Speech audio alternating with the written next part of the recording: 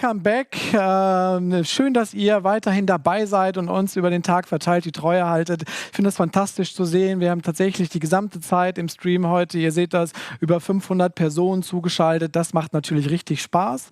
Und wir starten jetzt durch in das Mittagsprogramm. Und zwar haben wir den nächsten Vortrag für euch vorbereitet. Und ich freue mich, dass wir gleich Ilenia Sarman begrüßen werden, Head of Brand and Content Marketing von Stylight. Ganz wichtiger Hinweis für euch, Ilenia ist gebürtige Italienerin und wird den Vortrag entsprechend gleich vollständig auf Englisch halten. Ich gehe aber davon aus, dass das für einen Großteil der Zuseherinnen und Zuseher kein Problem sein wird. Parallel dazu möchte ich noch einmal kurz hinweisen auf unsere Sessionbühne. Ihr wisst, dass wir auf unserem zweiten Track eben weitere Themenkomplexe heute mit abbilden über den gesamten Tag. Da möchte ich euch den Vortrag von Timo Bernsmann empfehlen, von Finch, der seit 13 Uhr unterwegs ist, rund um das Thema E-Commerce und wie man sich dort im Bereich auf das ja jetzt anstehende, normalerweise umsatzstärkste Quartal aller Zeiten idealerweise vorbereitet. Aber kommen wir einmal zurück zu Ilenia. Ilenia, wie gerade schon gesagt, Head of Brand and Content Marketing bei Stylight.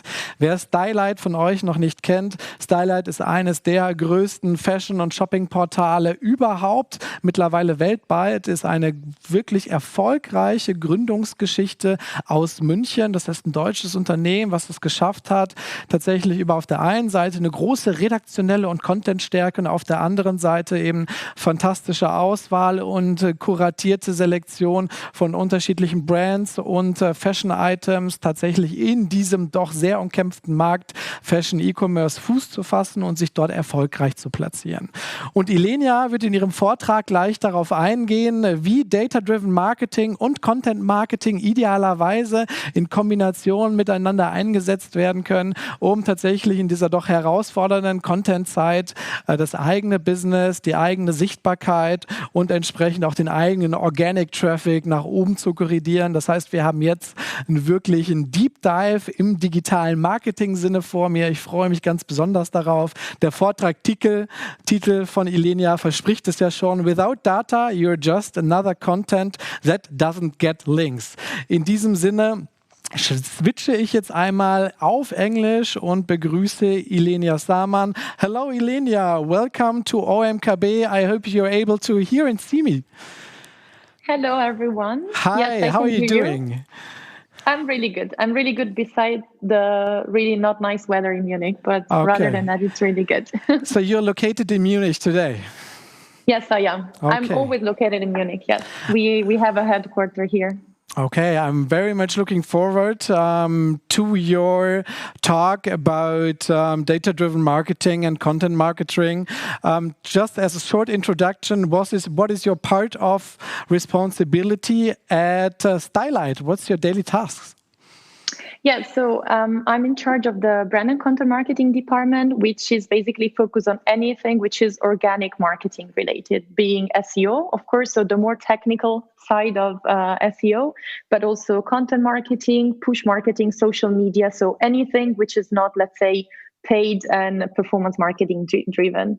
And this, of course, opens up also to more branding and PR topics. So it's a pretty broad, let's say, area of tasks. Okay, that's a lot of responsibilities in your department. Yeah. Since when are you working for Stylight, and what did you do before Stylight? Yeah, so I've been working at Stylight now for almost 6 years. And before that, I was working in Italy. As you mentioned at the beginning, I'm Italian. And I've done PR, so more traditional and digital PR for about 6 years. And then I moved here. I first started as a senior PR manager. So I kept, let's say, my path. And then I switched more to more technical SEO and content marketing. And that's basically the biggest focus that I've had in the past 5 years, I would say. Okay, yeah, thanks. Then we can now step into your session. The stage is yours, Ilenia. Have a lot of fun, and I'm looking forward to see you again in the questions and answers part. Enjoy. Thank you very much. I'm going to share my screen quickly. And yes.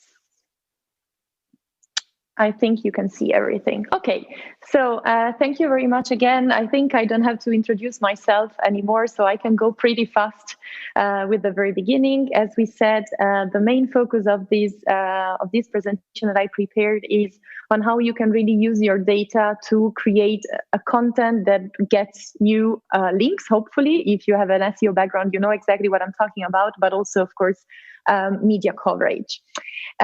What's Stylight? Again, I'm going to be short here because there was a super good introduction already. Stylight is the world's leading online search platform for fashion, beauty, and design. This means that we basically show on our platform the products of about 1,300 shops, global shops, so the biggest retailers and monobrand stores in the three verticals, so fashion, beauty, and design. And we make sure, let's say, that the users who are landing on Stylight find the next purchase that that they want to buy for example, for their own fashion needs. And but what's on top of it? So this is the core business that we have.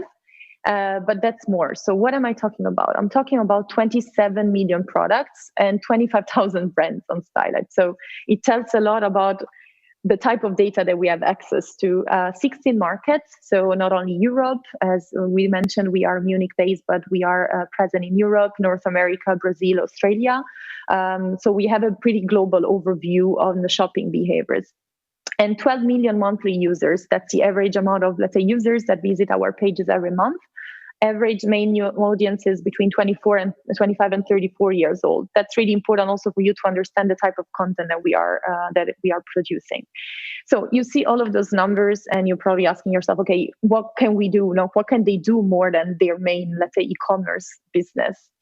I'm going to bring you a bit back. I'm going to be fast, so no worries. I'm not going to talk for 20 minutes about the history, but we've been doing content marketing at Stylight for 7 years. I would say almost 8 now. And I've been here for a big part of these.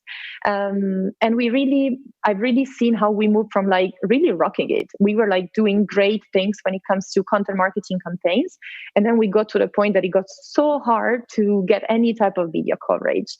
How did we do it? So in 2014, we've been one of the first, let's say, in-house teams and to roll out a really creative way of building links. Link building, again, which is such an important part of anyone who does content marketing with an SEO background, is our bread and butter.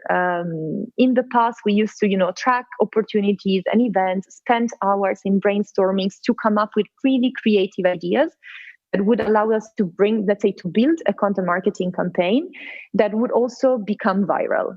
This was one of the main goals that we had, not only link building, but something that would be newsworthy, but yet easy and catchy, so that we could also catch this social reach. You all come from marketing, I think, and the old times when you could still try to get organic social reach without paying for it.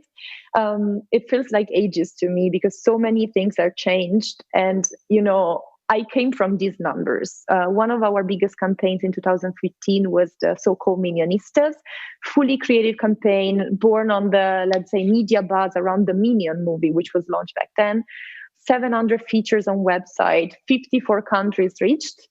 And what happened now? And then, 2017, things started getting a bit harder. And then in 2018, that was the moment where, I really had to sit down and think, what are we going to do here? We know that the digital marketing world goes so fast. You think you're doing it right, you think you're rocking it, and then you have to change because something changes and you have to adapt. In 2018, the market was completely hyper-saturated. Everyone was doing infographics. I've done so many infographics in my life, so not regretting it. But so many companies were competing with the same type of content. Native advertising got way bigger. So, publishing houses starting having some revenue problems with traditional advertising, and they starting understanding the potential of content marketing for companies. And then last but really not least, the SEO knowledge among editorial teams grew more and more. What does it mean? That journalists starting knowing, why were you asking for a link? Why do you really want to get coverage about your content marketing campaign? And you were asking for something in return, like a link. And then at that point, we really had to think, okay, we need to change something. And we switched completely. And how did we react? We went from that like crazy creative type of content to something that is still super creative, I think, but has something more important behind, which is data.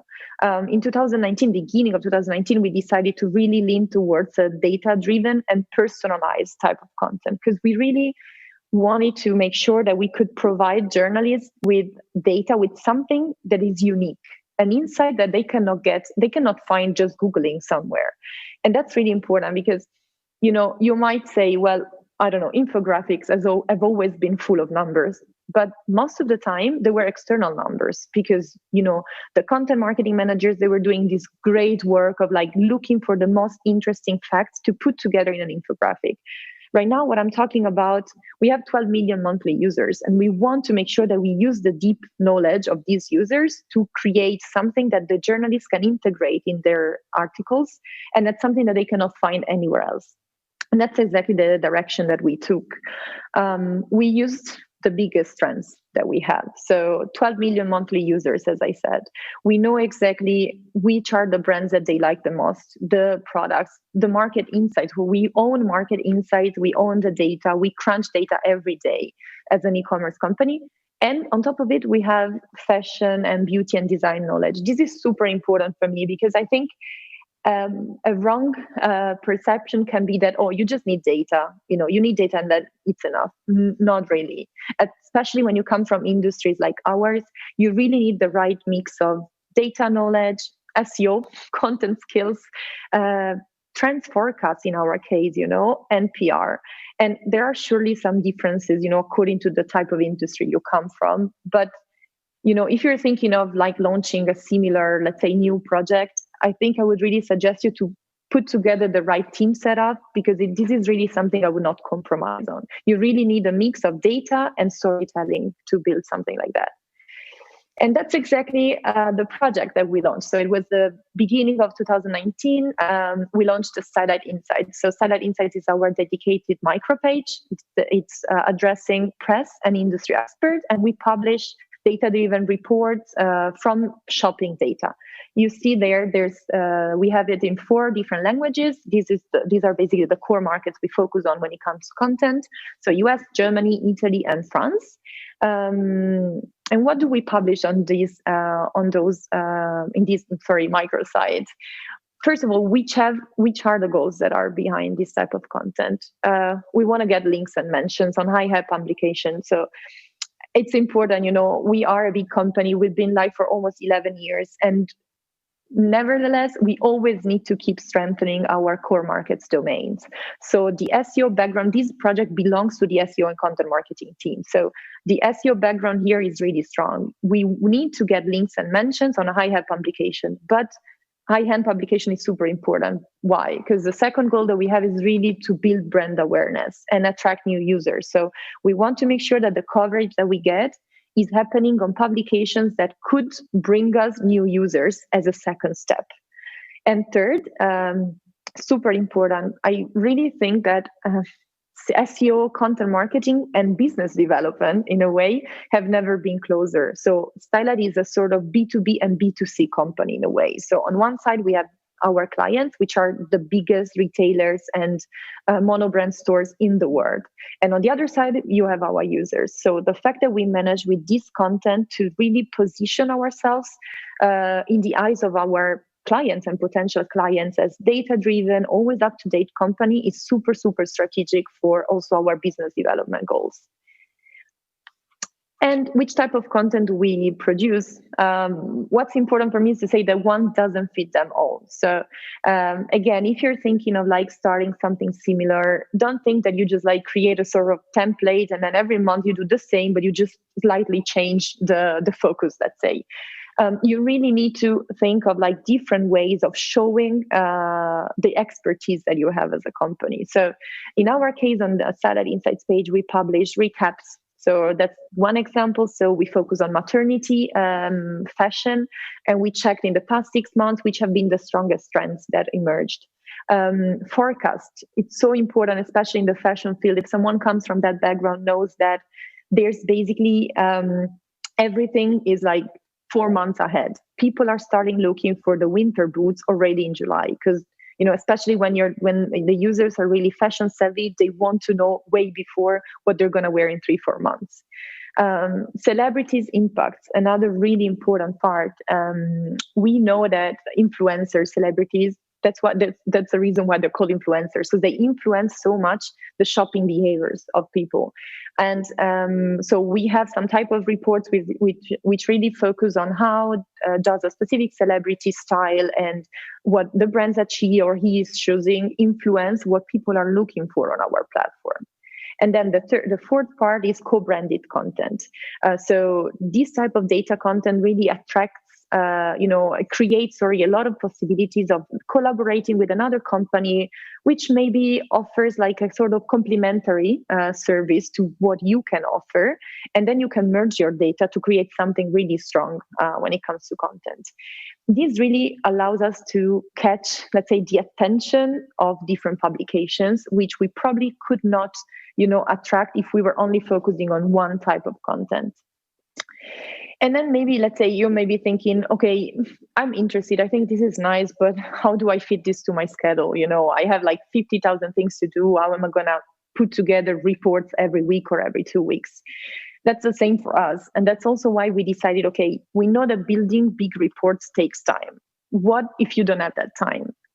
That's why we launched a section which is called Stylight now. So especially in the fashion beauty industry, being fast is so important.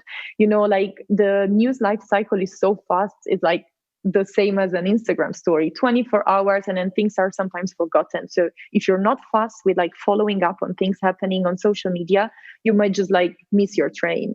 So on Stylight now, we create really, really, really tiny reports, which are focused most of the time on, for example, a celebrity. In this case, that's Meghan Markle wearing a specific dress of a brand. We give ourselves like about 24 to 48 hours to check, okay, what's happening on our platform? Are people looking for that specific brand more than before? If so, we create a short report, and that's exactly what can save you a lot of time. And then we send it out to the media, and hopefully we get some nice coverage as the one that you can see here. And so I talked about reports, this is like a big focus on, let's say, bigger things and also proactive things that we produce for the media. But what happens if a media just wants our data for itself? We got to the point after about 1 year where we said, okay, we strengthened so much the relationship with our media that we got to the point that they were actually asking us, okay, how can I make it work? How can you give me some data? And I mentioned at the beginning, this type of content for me is also personalized content. It might scare you because you might think, okay, that I need to use my time to prepare something that only gives you one media coverage. Yeah, I think it's valuable, to be honest. Sometimes, a journalist is working on an article and they would like to back up this article with data that they don't have.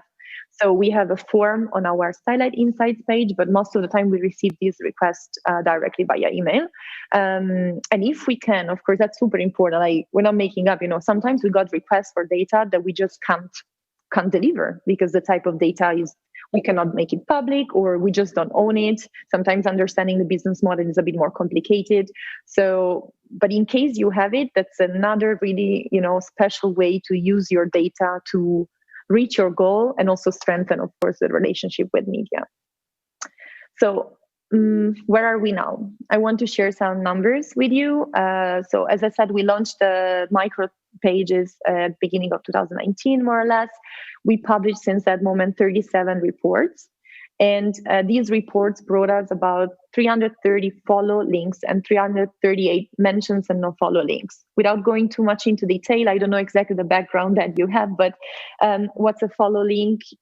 Long story short, is up until now the only link that Google sees as the most valuable one. So if a website with a really high domain rating links to your page, that communicates to Google the signal that your website is trustworthy. So that's a super important goal for most of the content marketeers out there, the ones who are focused on SEO. Organic traffic, as we mentioned at the beginning. So the traffic grew on our pages over 300% after 1 year of the launch. And then when I said at the beginning, we really want to reach publications, high-end publications. So 4.2 million is the average monthly users of magazines. that are publishing our content. And those publications, those websites have a pretty high domain rating. So again, this is a bit of a technical SEO number, but domain rating basically defines, there's several tools defining these numbers. So, and several scale, let's say, to evaluate it. I use the tool which evaluates domain rating between 0 and 100. So 75 is the value, let's say the strength, if you can say so, of the website, the average strength of the website that are giving us media coverage. You see some of the publications here. As I said, who is our user? Mostly women between 25 and 34. And that's exactly the type of magazines that most of those people are reading. So we are super happy that we managed to reach this publication and to get coverage on those publications to increase the brand awareness around the brand. But not only. So what else did this project bring us so far? So first of all, this is an additional perfect place for internal linking. We are an e-commerce company. We have 27 million products. This means we have so many URLs that we want to get traffic to. And again, like our reports are focused on fashion, and therefore they are a perfect place to add internal linking to our URLs, and therefore try to distribute the funny name link juice to all of our URLs. Then I mentioned before data requests. At the beginning, we thought, oh, no one is actually gonna use it, but actually we got so many reactive links opportunity thanks to the fact that journalists approached us to ask us for specific data if we could share them as an exclusive with them. And then the third part, again, that's like a long-term project. So we build a lot of warm contacts. When you have data and your data is reliable and you build it in a very good storytelling way, again, you can't just like give them a table. Sometimes they don't have the time, they don't know how to consume it. But when you're good at that, you can really build warm contacts that can help you really in the long run. And then the last thing, so Stylight, we produce a lot of content. So not only these reports, but also as was mentioned at the beginning, we have a whole section of shoppable content that basically kind of brings closer the inspirational part and the purchase itself. And we benefit from this data also for our shoppable content, of course. So I want to say that I have this feeling that especially in the past year, this got even bigger, but in the past 2 years, consumers seem to be way more interested in, let's say, getting more informed before they make a purchase decision. So, and data makes a type of content even more reliable. So I want to understand exactly which type of boots, for example, are going to be the next one this autumn. We start from our insights report, which is the one that you see on the left. This type of data, which is used for PR and link building purposes, then can also become a magazine article which addresses the final user of Stylight. And this often, hopefully, brings the users from being just inspired and knowing that, that these are real trends because there's data behind those trends. It brings them from this moment to the purchase moment. So I really found the combat boots that I want to get this autumn because I know that everyone wants them. And this is really, I think, connected to this sort of like more conscious way of shopping that is becoming stronger, especially after this 2020 that no one expected to be as it's being up until now.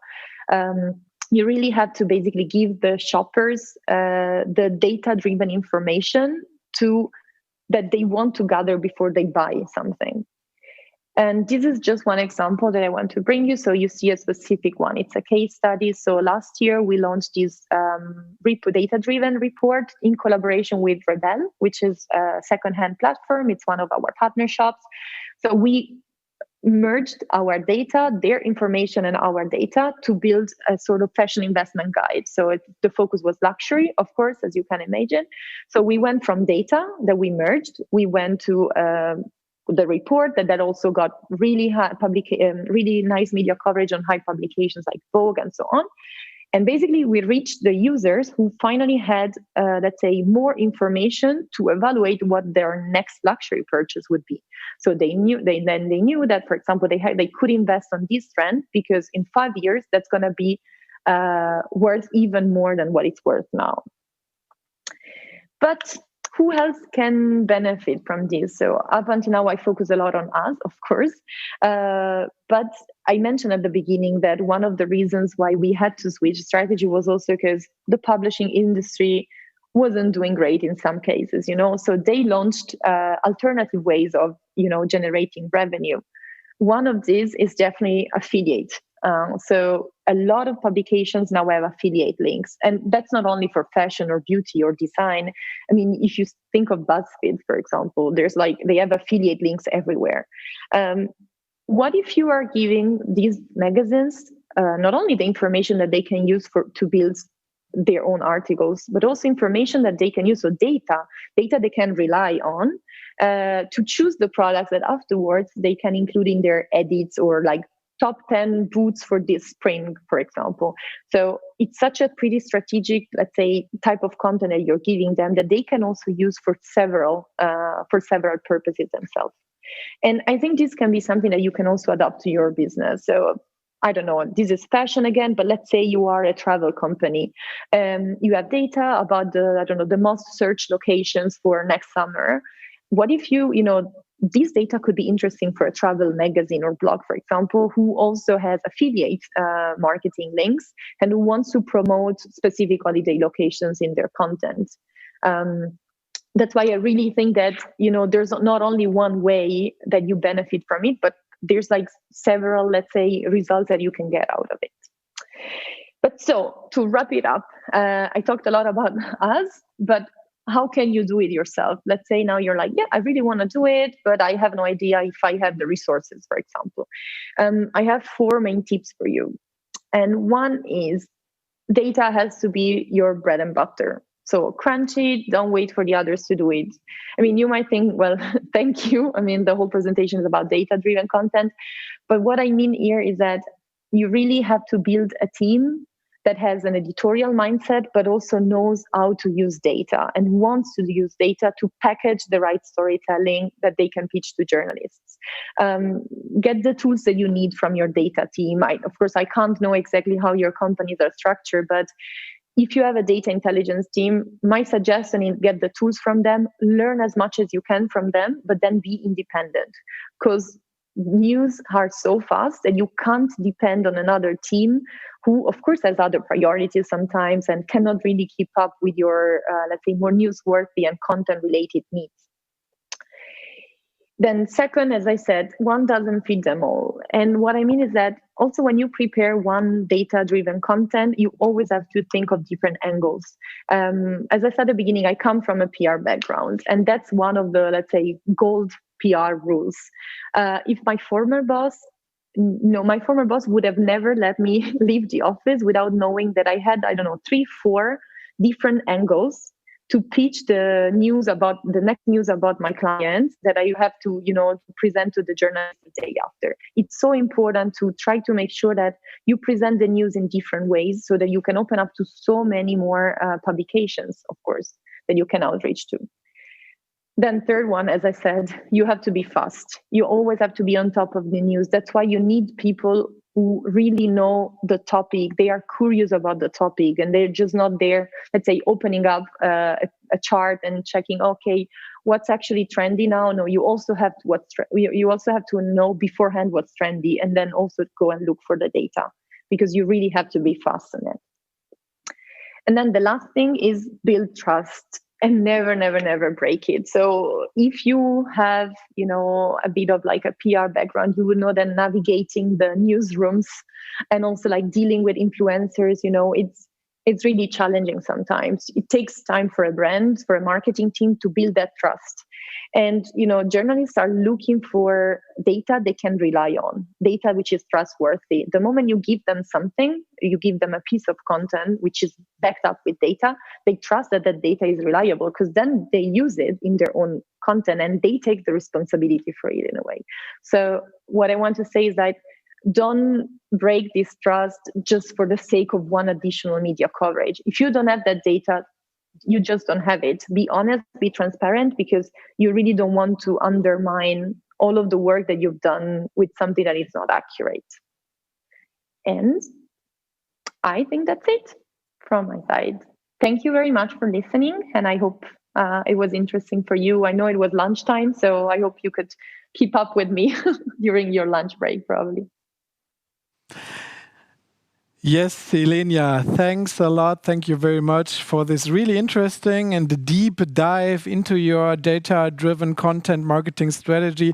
Really impressive to see how you analyze data, how you build content relying on data, and how you are able to distribute this content together with your press partners and also use it on your platform to enhance your product content and to drive more sales in the end. So this is kind of a real impressive framework that you have built together with your team.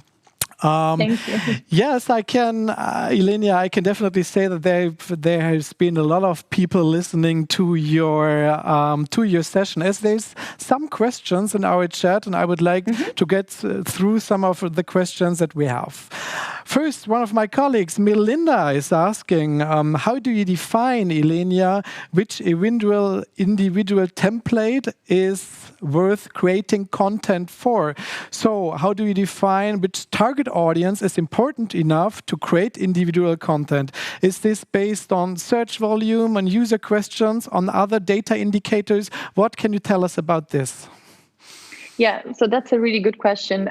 When it comes to, let's say, coming up with ideas for the insights report that we produce, we always mix two sides. So, of course, as I said, this is an SEO team project. So looking for search volume, for keywords, for what are people looking for is definitely one of the most important things. If we realize that a lot of people are looking for example, specific trends for the next season, for example, which are the most emerging sustainable brands. For example, this is a big topic now, of course, sustainability in fashion, in beauty products. We use the search volume, so a lot to define if a topic is strong enough for us. Because as I said at the beginning, we also want to make sure that our pages are going to get, of course, it takes time because that's what it is with organic traffic, but we also want our pages to become an organic source, of course. So the more we focus on search volume and on keywords, the more we can try to also catch the attention of these users who maybe are not, let's say, the press that we outreach to naturally. On the other side, though, I always keep a big, let's say, eye on, on what's important for media. So we have to always keep in mind that not everything is SEO driven. Also, what people are looking for on Google doesn't necessarily mean that, that it doesn't necessarily, let's say, match what a magazine would like to talk about. Yep. So having a really deep knowledge of what each magazine wants, how do they tackle topics, which type of, approach do they like? Do they like rankings? Do they like only to talk about celebrities? Is super important, because at the end of the day, our goal is to reach something on those publications. And, it might be that there's huge search volume about something, but if those publications don't like the content, that we're not going to make it work. Okay, thanks for answering the question. One more from Axel Metayer, who is working in the gambling business industry, so some kind of change to your fashion site. He's asking how many people have been involved in the creation of your Insights microsite, and do you have any recommendations for someone starting brand new in this topic who wants to build it as well as you guys did? Yeah, so I think we are kind of like champions in like scaling things without having external support. So the team is currently, oh, I'm sorry, I lost my AirPods. No problem. Can you hear me? Yes, okay. I can. Yes, I can. The team is currently made of 4 content marketing managers, each of them in charge of specific markets. And then we build everything internally also when it comes to the microsite. We have a great lead designer who also has a, let's say, backend background. Yep. So she builds the pages and she improves them, basically. We have, of course, like so many goals behind those pages, as I said, organic traffic. So my suggestion would be to start, not too complex. At the very beginning, I had like so many ideas in mind and I wanted everything to happen the moment we launched. You don't need huge things to launch. Just structure the basic, start with a couple of reports, and then, let's say, adapt your strategy according to which are the results. One good thing is that I can suggest is that you can really scale it up for different languages. So we launched 4 languages at the same time. We didn't start with one because it's literally the microsite is a copy for each language. We anyways though, and this is a suggestion that I can give, localize your approach. So the fact that the pages are, let's say, a copy of one of the other doesn't mean that everything is the same. Yep. Because there's a type of content that doesn't work for some countries. There's a type of information that is not needed for the US market, but it's needed for Germany, for example. So everything is done internally, and you can really scale it if you want. Okay. And when it comes to you just dropping some of your markets, and you have a huge international approach at Stylight. So what is your biggest challenge in being international in this content marketing approach? What daily problems are you facing when it comes to different international awarenesses, different international trends maybe? What can you tell us about this? Yeah, so one interesting thing that I can say is that it's always, surprising to see how for a lot of markets, having a global approach works perfectly. So at the very beginning, we thought we always had to have, local data for Germany, local data for Italy, that Italian journalists would only be interested in Italian data. That's not really true. Okay. Because in the end, we have, the trends and like the big events are impacting so much fashion and beauty almost in the same way. On the other side, the differences that we see are, let's say that you should read, there's like the US market is way more sensitive on some topics, and it's way more, in a way, advanced. For example, when it comes to diversity and inclusivity in fashion, that's like a big topic everywhere in the world. Luckily, in the past years, it's becoming bigger and bigger, but the US market is always like way ahead. So that's the market where we have to be even more extra careful with the content that we produce, because the level of sensitivity is higher than what we have in Europe. At least that's my perception. Okay, thanks. One more question. As you're coming out of the SEO perspective on building content, and you're of course having some kind of content marketing machine when it comes to your speed of delivering content and your contact to press relations, to the magazine relations, building links for you guys, taking your high quality content in their magazines and press publications.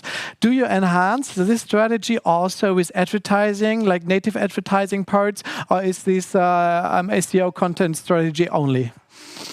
No, so we also have a native advertising packages here. So they are never connected to the insights report, like reports and anything which is, let's say, which has a PR and a link building focus. It's completely organic, because I think this is super important to make sure that, again, you build your trust. Nothing has like a business reason behind. So that's like, for me, it's a no-go. Everything which is SEO and link building related and for press stays completely organic. When it comes to shoppable content, which is what I showed before, we definitely have in some cases some like packages, native advertising packages. The business development team internally, let's say, offers this as an add-on to our clients.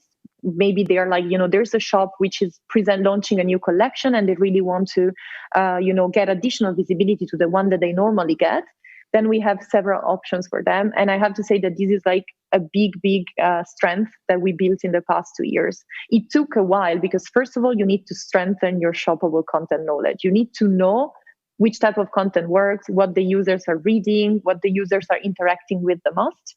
And then you have the strength to say, well, now I know, now I'm able to sell this to partners because I need to deliver. The moment you sell something, you need to make sure that you deliver. So, yeah. So, but it's definitely, to me, it's definitely split. There's no way we have like commercial agreements with the reports that we produce. Okay. One more question regarding your strategy in distributing content.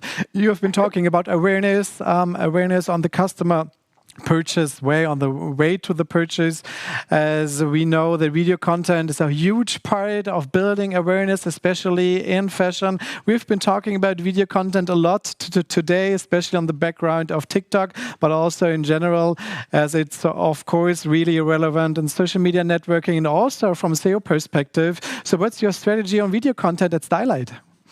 Yeah, so I'm happy to mention that because we recently just launched about a month ago. So we're still really new, like babies, but we launched our TikTok channel. It's been quite a discussion. I'm going to be super honest. I love the channel myself, even though I'm probably a bit old for it. But it's been a long discussion because producing video content is a big effort for everyone, especially the way we think works on this type of channel. But we've seen with Instagram Reels, which now also, and IGTV, which are now getting the shopping option, which of course is something that is super important for us. We've seen also that in our Instagram stories, the video stories, so not the, let's say, just images with like a swipe up, were the ones which were producing the highest engagement. So we really decided to go that way. For us, it's a sort of like multi-channel strategy. It's not only TikTok, but it's, let's say, content that we can use on the different channels. Not always, of course, because I think TikTok really requires a specific angle in a way that might only work on TikTok and not on, Pinterest, for example, which is another platform where we are seeing that video content works pretty well. Okay, yeah, thank you very much for the information and your new baby at Stylight. Yes. One last question. Okay. No, I want to say, if someone wants to follow, you can follow us. You can find us Of on course, TikTok. we know how to. We will, definitely. One last question to you, Ilenia. Stepping a little bit back to the contact of press sites, to the contact of journalists especially. How did you start at the beginning of Stylight content to build up also kind of connection to the journalists? Did you send personalized seeding mails, or how did you build up your relationship to these? Yeah, so I think it really depends from market to market, but at the very beginning we had a, let's say, really strong, in a way, PR approach. It was really, I would say, complicated, I'm honest. And I said, I come from a PR background. So to me, doing PR with that type of content at the beginning was really complicated. I was like, how am I going to do it, to be honest? But then what we did is that for all of those markets where we even had like PR trips, for example. So we would meet journalists in person to try, to present them exactly what we were doing and what Stylight and which type of content we were producing. And then it was really a mix of, let's say, using some tools, of course, that would give us access to media lists. My suggestion is always, it was at the beginning and it's still now, it's always personalized communication. Okay. So I never used any, and I think no one in the team has ever used, like mass emails. That's not a thing. Even if this is probably not pure PR, I would say, but still I think mass communication, it's not the way. You hardly can reach someone. You really have to look for what each journalist is writing about, and then this is how you manage to catch them. So that's how we started, and I think that's still a good tip that I would give to everyone. Okay. Well, thanks a lot, Ilenia. We are now at the end of your session. You shared a lot of content with us, a lot of advices for our community at OMKB. Thanks a lot to you for your time, and best greetings to Munich. Enjoy the rest of the day, and I hope to see you soon. Bye-bye. Thank you very much. Bye-bye. Thank you. So, das war der Vortrag von Ilenia. Wie ich finde, eine fantastische Session, und man konnte ihr auch sehr gut folgen, trotz gegebenenfalls der englischen Sprachbarriere. Wir verabschieden uns jetzt in eine kurze Pause und sehen uns gleich wieder mit dem Roundtable rund um das Thema Digital Marketing. Bleibt dran, bis gleich.